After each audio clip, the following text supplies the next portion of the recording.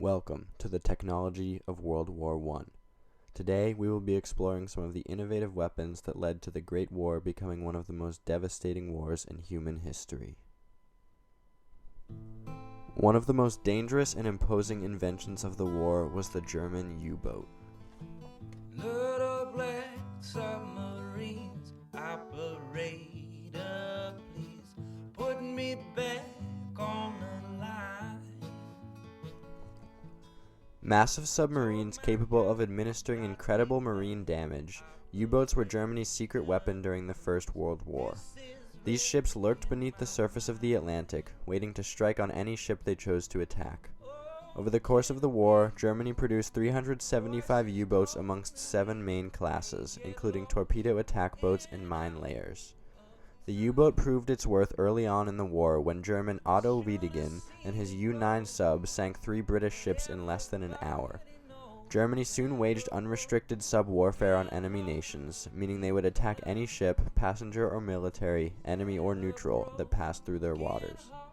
One such ship was the British liner the RMS Lusitania, which was sunk by a U-boat on May 7, 1915, killing almost 1,200 passengers, including 128 Americans. This was a major event that pushed the United States toward joining the war effort. You know me, I had plans, but they just disappeared to the back of my mind. Unrestricted sub-warfare came to a brief end after the French ship Sussex was attacked. President Woodrow Wilson used diplomatic pressure to force Germany to make the Sussex Pledge, in which they promised not to attack passenger ships without warning and without accommodating for the safety of civilians. However, this pledge did not last long, and the resumption of sub-warfare by the Germans was part of the final string of events that forced Wilson's hand in joining the war. U-boats remained a secretive and formidable opponent of Allied military forces throughout the entirety of the First World War.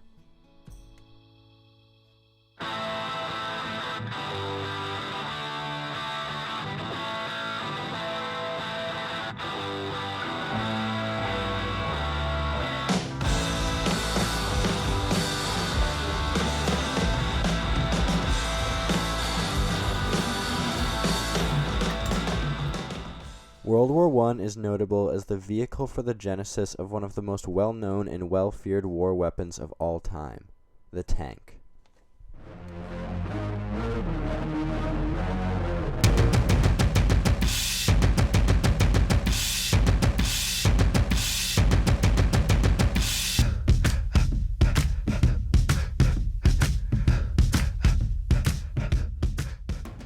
Although the idea of a tank had existed since 1770, it wasn't until Frederick Sims in 1899 that there was ever an attempt to make a tank specifically for war. In this attempt, Sims added a better engine, a strong outer shell, and multiple machine guns. However, once he offered his design to the British, they turned it down. Finally, his design had been improved enough for the British to use, and it was just in time for World War I. In 1914, the war of movement expected by most European generals settled down into an unexpected and seemingly unwinnable war of trenches. With machine guns adding massive rifle fire from the defending trenches, attackers were mowed down by the thousands before they could even get to the other side of no man's land. Germany quickly adapted to this form of war, which led to a battle near the small town of Villers-Bretonneux on April 24, 1918, in which both Germany and Britain used tanks. That battle ended with an undecided winner. Ever since then, tanks have greatly advanced technologically and have become a huge factor in many wars across the world.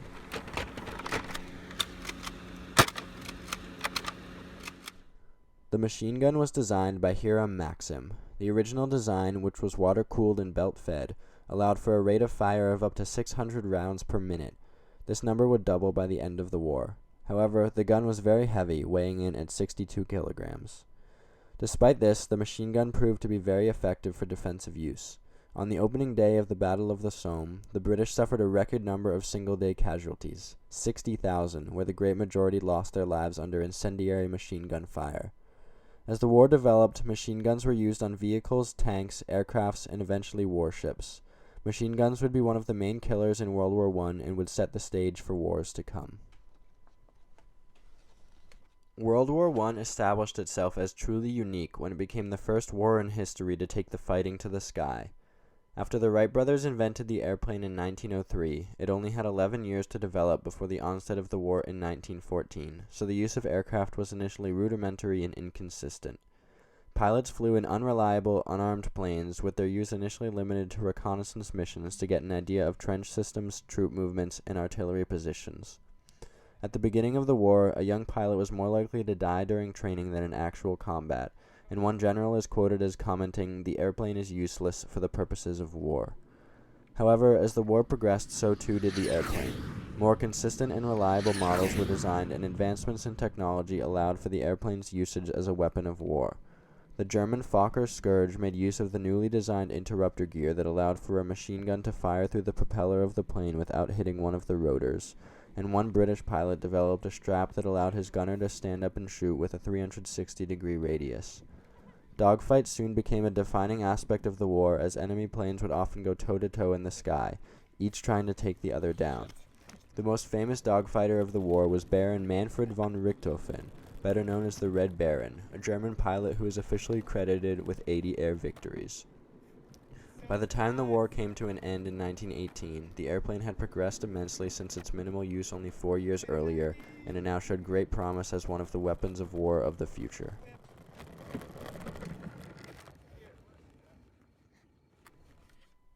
The fighting in World War I adopted a whole new element when fire began to be used as a weapon of war. The flamethrower engulfed the French and British in World War I. Although surprised, they were quick to take the idea and utilize it themselves. The central idea of a flamethrower is to spread fire by launching burning fuel. The earliest flamethrowers date as far back as the 5th century BC. The flamethrower was then refined through the years until the models seen in World War I.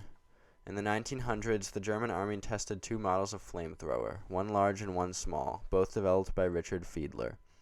The smaller, lighter Flammenwerfer was designed for portable use, carried by a single man.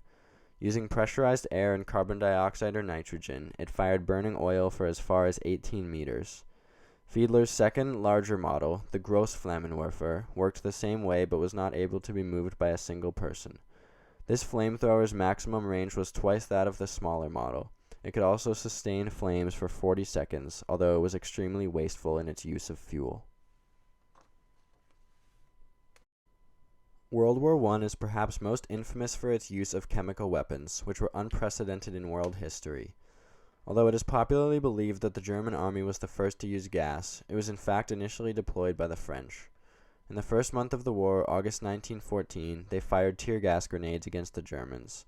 Nevertheless, the German army was the first to give serious study to the development of chemical weapons and the first to use it on a large scale. Poison gas caused irritation, suffocation, and ultimately a brutal death on the battlefield.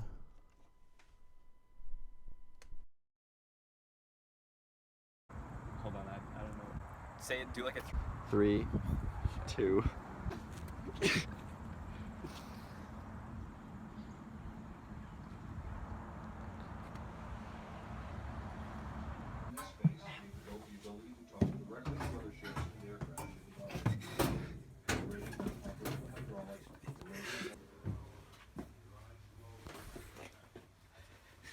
Alright, go whenever.